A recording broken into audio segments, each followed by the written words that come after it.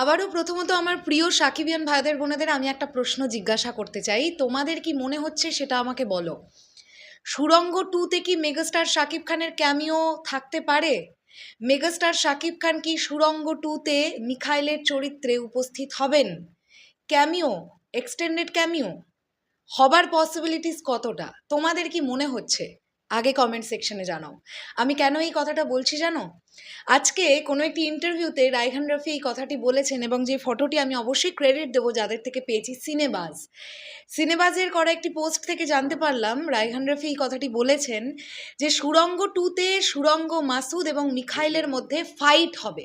আমি দেখিয়েও দিতে চাই এই স্ক্রিনশটটা, এই হচ্ছে সেই স্ক্রিনশট যেটা সিনেবাজের তরফ থেকে আমাদের কাছে কিন্তু এসেছে।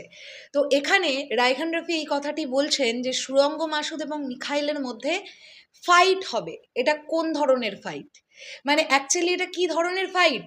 মিখাইলকে কি আমরা সশরীরে উপস্থিত থাকতে দেখতে পারবো সুড়ঙ্গ 2-তে? যদি সেটা হয় তাহলে মেগাস্টার শাকিব খান ক্যামিও দেবেন বলে আমরা ধরে নিতে পারি।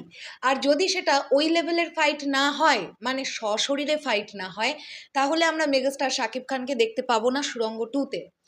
তোমরা যদি রাক্ষস সিনেমাটা দেখে থাকো, মেহেদী হাসান হৃদয়ের যেটা দ্বিতীয় সিনেমা, সেখানে আমরা লক্ষ্য করতে পেরেছিলাম যে বরবাদের সিকোয়েন্স দু একটা কিন্তু রাক্ষসে ইউজ করা হয়েছিল, যে জন্য মেগাস্টার শাকিব খান রাক্ষসে আছেন এরকম একটা কথা প্রথম থেকে হঠাৎ করে একটুখানি রটতে শুরু করেছিল। রাক্ষস সিনেমাটা ওটিটিতে আসার পরে আমিও দেখেছি, এবং সেখানে আমি দেখেছি যে খুব ছোট্টভাবে বরবাদের জাস্ট একটু সুতোর কুচি টেনে রাক্ষসে মেগাস্টার শাকিব খানের পুরনো সিন ঢোকানো হয়েছিল। তবে কি সুড়ঙ্গ 2-তে আমরা তাণ্ডবের কোনো মিখাইলের দৃশ্য দেখতে পাবো? এভাবেই কি রায়হান রফি সেট করছেন? যদি সেটা হয়ে থাকে তাহলে সেটা কতটা এফেক্টিভ হবে? আমরা জানি মেগাস্টার শাকিব খান তিনি যখন ফাইট সিকোয়েন্স শ্যুট করতে গিয়েছিলেন তাণ্ডবের, সেই সময় অনেকে এই কথাটাও বলছিলেন নাকি মেগাস্টারকে দিয়ে একটু বেশি অংশের শ্যুট করিয়ে রাখা হয়েছিল। তবে কি ওই ধরনের কোনো দৃশ্যই আমরা দেখতে পাবো? অ্যাকচুয়ালি কি হবে বা না হবে সেটা পুরোটাই ধোঁয়াশা। তবে হ্যাঁ, ডিরেক্টর রায়হান রফি এমন একজন ডিরেক্টর যিনি কিন্তু ওনার সিনেমা রিলিজের আগে উনি এমন ধরনের কিছু কথা বলেন যেগুলো পাবলিকলি প্রচণ্ড এক্সপেকটেশন তৈরি করে। যেমন আমরা এর আগেও দেখেছি, আমি এক্স্যাক্ট ছবির নাম মেনশন করতে চাইছি না, কিন্তু ওনার সিনেমার রিলিজের আগে আগে উনি অনেক বড় বড় কিন্তু মানে এটা এটা হবে, ওটা হবে, এটা উনি করছেন, ওটা উনি করছেন, এরকমটা উনি বলেন।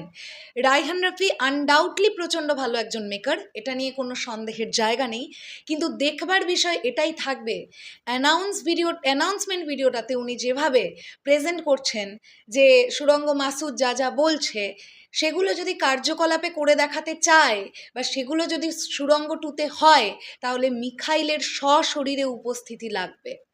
তাণ্ডবের শেষে আমরা কি দেখেছিলাম? মিখাইলের ক্যারেক্টারটা একটা স্পিড বোটে করে বেরিয়ে যাচ্ছে, সে কোথায় গেল?